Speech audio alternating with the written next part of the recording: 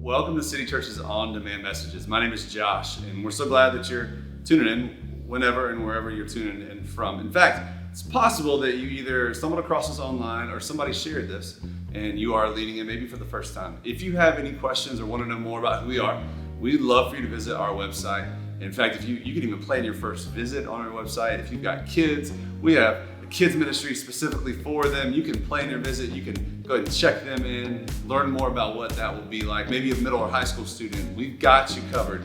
And so if you have any questions or anything that we can do for you, please just check out our website. Today's message is going to be very special, and we're thankful that you're tuning in. It'll be anywhere from 25 to 30 minutes. And so if we can do anything for you, please let us know. But enjoy today's message. Guys, you can have a seat. How is everyone doing this morning? It's Family Sunday. I know, I'm so excited. My name is Morgan. I am the student director here. If you are a student in the room, please make the most noise you've ever made. If you're a student, give it up. Wow. Oh, that was good. Oh, so is this like a competition? I mean, I don't want to call it You that. just made it that. I mean, sometimes that happens. I'm Brittany, and I'm the city kids director here. So if you are a kid in the room, let's make some noise. We won. That was a little We won. weak. That's all I got to say. Again, we are so glad that you guys are here this morning. It is Family Sunday. It's one of my favorite Sundays to be in the room. Yeah, I'm so excited. And so if you were here with us last week in the auditorium, we had Alex speaking, and he spoke about gratitude. And if you were in City Kids last week and all this past month, you've also been talking about gratitude, right? As a matter of fact, my kids came out of City Kids this past Sunday, and they had their little thank you notes, what they're grateful for. And one was like, I'm thankful for my Momo. And then Jeremiah's was like, I'm thankful for the best Jeremiah in the entire world. He's amazing. He got a better note than you? I mean, he got a better note, but it's okay. I'm glad they're thankful. But that's what we've been talking about, gratitude. And we think it's cool that as we come off Thanksgiving and as we enter Christmas, that we're still talking about that. And as a matter of fact, I think that y'all have a video. Yeah, so every Sunday in City Kids, depending on if you're upper elementary or lower elementary, you watch a Bible story video. Oh, cool, yeah. And so this morning, because it's Family Sunday, we like to blend what you guys do with what we guys do on a Sunday morning. So we're going to watch a little bit of something that we call the Story Lab. And so the kids love it. It just walks them in a very practical way, in ways that they can understand and are interested in through the Bible story for the morning. So let's show that now. Let's do it. Okay. The story before the story. Today, we're in the book of Exodus and the book of 1 Corinthians. In the beginning, God created an amazing world. But people forgot God and turned away. The world was broken. God chose one family, the Israelites, and promised to bless the entire world through them. But God's people were enslaved in the land of Egypt for hundreds of years. The people cried out to God, and God saved them. But it's so easy to forget the amazing things God has done. So God told the people to hold a celebration. Each year they would eat a special meal to help them remember how God saved them. And though the Israelites did forget again and again, they still came back to that special meal. Which is where our story starts. Take it away. Hey everyone, I'm Brian. More than 1,000 years after God led the people out of Egypt, Jewish people were still celebrating that special meal, the Passover. In fact, the night before Jesus gave up his life, he ate the Passover meal with his closest friends. Take this and eat it. Now, each time the Jewish people ate the Passover meal, it reminded them of how hard they had been forced to work in Egypt. Then God sent Moses to face down Pharaoh and demand freedom for the Israelites. Let my people go. Over and over, Pharaoh promised to let the Israelites go, but then changed his mind. And each time, God sent a plague, a terrible warning, so Pharaoh would release the Israelites. There were frogs, flies, hail, darkness, and more. Finally, God sent the 10th and most terrible plague of all. The Lord says, every oldest son in Egypt will die. It was a terrible day, but God made a way to save the sons of the Israelites. Go at once. Each family must kill a Passover lamb. Put some of the blood on top and on both sides of the doorframe. The Lord won't let the destroying angel enter your homes." The Israelites did just as God had told them. After a heartbreaking night, the Israelites were saved. At last, Pharaoh ordered them to leave. "Get out of here. Go." The Israelites packed up so quickly they didn't even have time for their bread to rise, so they baked flat bread without yeast. Crunchy. Then, God led them out of Egypt to freedom. God told the people, "Always remember this day. You and your children after you must celebrate this day as a feast to honor the Lord." So as God instructed, the Israelites made a habit of celebrating Passover with a meal that included lamb and flatbread with no yeast, like the bread they'd taken on their journey out of Egypt. "Blessed are you, Lord our God, King of the universe." Jesus himself grew up celebrating the Passover every single year. But when he shared the Passover with his friends the night before he died, Jesus did something different. He gave a brand new meaning to the Passover meal. The Apostle Paul wrote about that evening years later in his letter to the Corinthians. "On the night the Lord Jesus was handed over to his enemies, he took bread. When he had given thanks, he broke it. He said, 'This is my body. It is given for you. Every time you eat it, do it in memory of me.'" The bread was a reminder of how the very next day, Jesus would give himself up and allow himself to be killed for us. Paul continued, "In the same way, after supper he took the cup. He said, 'This cup is the new covenant in my blood. Every time you drink it, do it in memory of me.'" The drink was a reminder of how Jesus would allow his own blood to be spilled so that we can live. And because of Jesus, we don't have to try to prove to God that we're good enough. All we have to do is believe that Jesus came to rescue us and choose to follow him. Jesus took that old habit of gratitude, the Passover, and turned it into a brand new habit of gratitude, the Lord's Supper or communion. The Passover meal was a celebration of how God had rescued the Israelites from slavery. Now, the Lord's Supper is a celebration of how God has made it possible for everyone to be rescued from sin and death through the life and death and resurrection of Jesus. And for the last 2,000 years, people have been celebrating what Jesus did for us by eating bread and drinking wine or juice together. Some churches do it every Sunday or every month. Others might do it a few times a year. They use different kinds of bread or wafers or wine or juice. But in every case, the habit is the same. It's a beautiful chance to remember together the amazing way that God has rescued us and how God has given us so much. We can always be thankful. The end. You know, it's super easy to think all these Bible stories are kind of random, but no way. It's all connected in such an incredible way. First, God made a plan to save one family, the Israelites. And from that family, God made a plan to save everyone who follows Jesus. Yeah, and God gave us a special way to remember. So what's our part in the story? Well, just like the Israelites, we can form habits of gratitude. One of the easiest ways to start is with mealtime. Yeah, when we thank God for our food. Your family might already have that habit. If not, you could start it. And you can always take a few moments and thank God for your food, even if you're eating on your own or at school. It doesn't even have to be out loud. You can connect habits of gratitude to other parts of the day too. Like when you wake up, you can thank God for a brand new day. Even if you're not a morning person. You could also make a habit of thanking your teacher anytime they help you at school. Or your parents when they help you at home. And at night, before you go to bed, take time to think back through your day. You can choose one specific thing to thank God for, like how good it felt to hit that ball super hard, or if your mom made your favorite dinner. Or just the amazing fact that your heart is beating and your lungs are taking in air, all because God makes it happen. So, we can make a habit of thanking God in the morning, at mealtime, at school, and at bedtime. Yeah, and the awesome thing about habits is that they actually rewire your brain.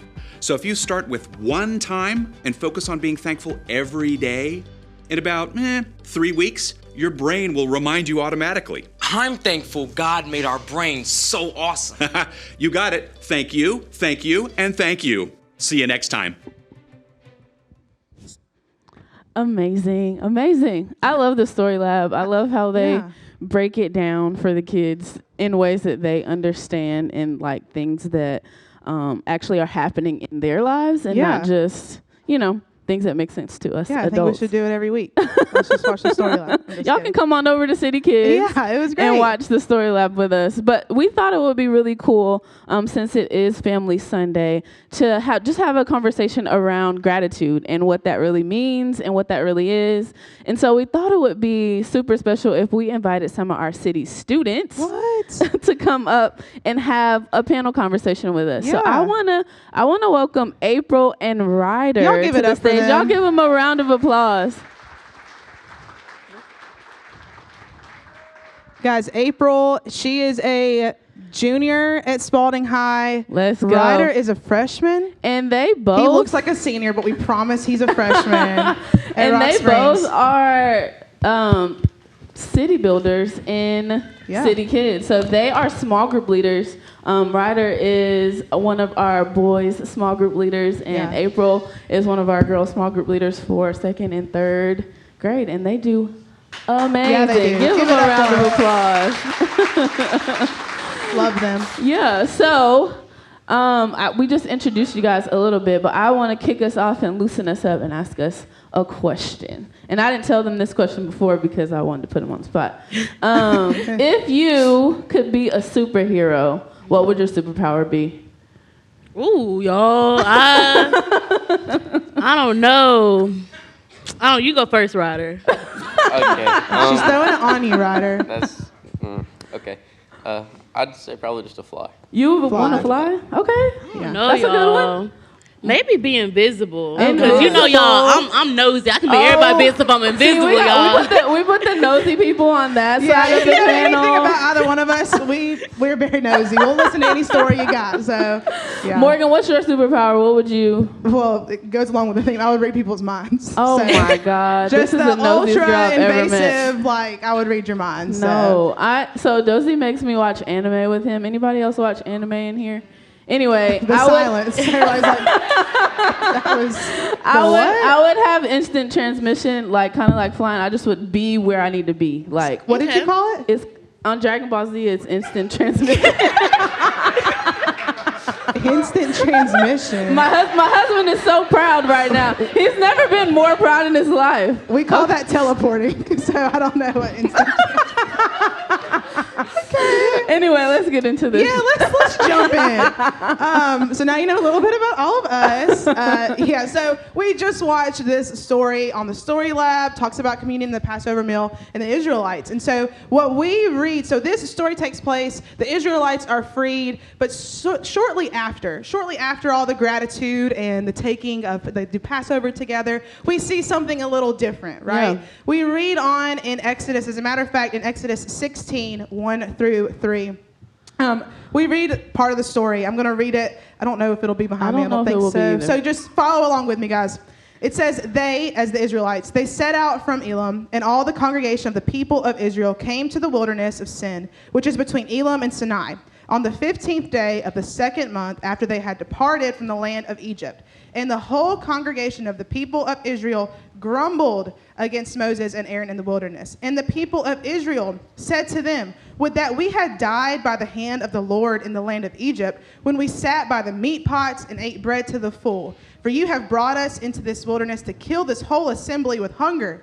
And so basically what all this is saying is they got into the wilderness, probably not shortly after they had been set free. Yeah. And they're sitting around and they're looking at their leaders, Moses and Aaron, and they're like, we could have died. We're starving. We would rather have been next to the meat and the food back in Egypt, right? So they had this moment of gratitude, but now they're already grumbling again. Right. So we see that, and we think, looking at the story of Exodus, how dare the Israelites? How dare they be set free? And how dare they grumble? But I think in reality, sometimes we have that moment of freedom, and we're real thankful for about a week.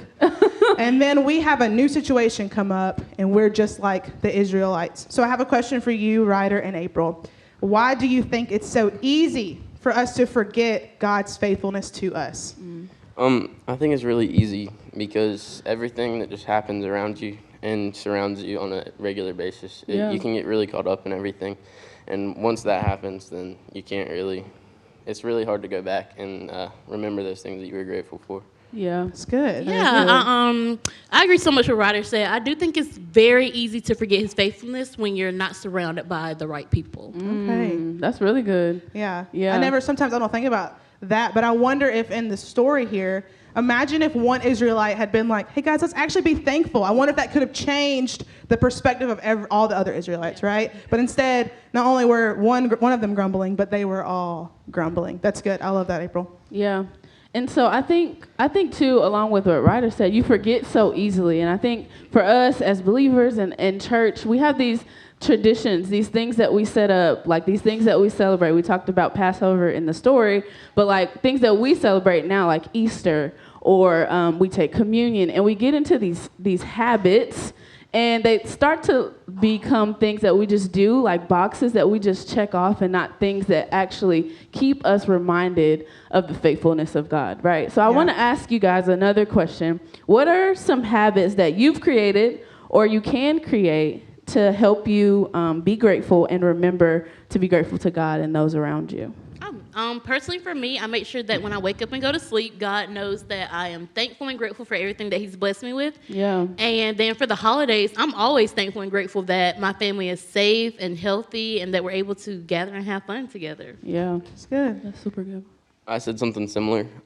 Just praying, it really helps me slow down and just look back on everything that I was grateful for recently. And just thanking God really helps me keep it at the top of my head and remember that throughout the week. Yeah, that's so good. Yeah, I mean, I think having those things in your life that are like, okay, I need to do this. And like Ryder said, slow down sometimes. I think we're always going so fast. We're always like from one thing to the next thing to the next thing, but never really pausing to say, okay, God did this. Because it's easy for us to get a week later and we're like completely forgot about everything that the Lord has done in our lives, and we can't remember to be grateful. Yeah, and I love how the Story Lab video even said it. It said something, like almost have a checklist of how we can be thankful. Yeah. And I know that almost sounds like, well, shouldn't some of those things come natural for me when I'm a believer? Spoiler alert, probably not. Like we have to prune ourselves. We have to be reminded of those things. We have to have self-discipline and self-control. And I think that if it's something where praying every morning and night, we already have that habit. I love that. I think that we can also create some new habits and track ourselves on them. Like, hey, am I saying thank you to at least one teacher today, right, kiddos? Or did I say thank you to my parents for dinner today? Like, and then checking ourselves on that. It can be something as so simple as just, maybe even like a thing that you see in your room to remind you, let me go say thanks to mom or dad or grandma for what they did for me today. Yeah. And so I think it's really cool, and I want to say thank you so much in April for just giving us a little bit of insight on what you have as students that you're able to say about gratitude. Yeah, such good answers. I would like to say I'm so thankful for both of you. Yeah. You are so amazing, and I think it's so cool that there are kids in here, and this is your small group leader, and you're like, look at them go. They got to be on the big stage. So I'm very, very proud of y'all. But just like the video said, one of those rhythms that we're able to do is communion. And every Sunday here at City Church, we get to partake in that. And we just have a moment here at City Church where we pause and reflect. And so if you're not a believer in this room, or it's your first time here, and you're like, I don't know what communion is, the Story Lab was the first time I've ever heard that. This is just a time that we would encourage you to just look back at the last week, the last month, and look at those things that you can be thankful for. Even in the hardest situation, what's the one thing that you can look back on and say, hey, I am so thankful for that? And then if you are a believer in this room, we believe that we would love for you to partake in communion with us, where we can be reminded of not only what happened for the Israelites, but what God and what Jesus did on the cross for us, and how that bread is the reminder of his body and the juice, his blood. And if you're a parent in this room with your child, and this is the first time that maybe they've had that conversation of communion come up, I would encourage you to take that time and explain it to them. Take it with them if you feel comfortable, if you believe that that's their next step. If not, I would just encourage you to have that conversation with them now. I would encourage you to just go ahead and do that as we just continue to play.